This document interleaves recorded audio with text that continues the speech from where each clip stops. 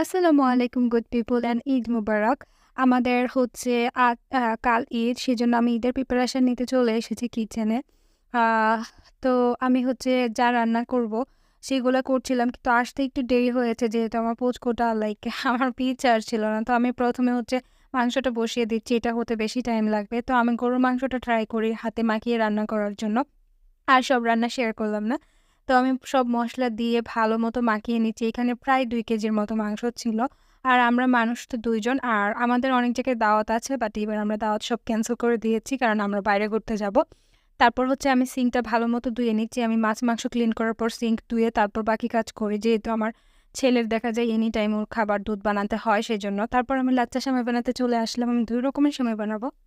আর লাচ্ছা সেমাইটা আমি সবসময় দুধ, চিনি আর সেমাই ভেজে তারপর লিকুইড দুধটা এড করার ট্রাই করি। তাহলে আমার কাছে মনে হয় সেমাইটা অনেকক্ষণ ধরে মানে দুধে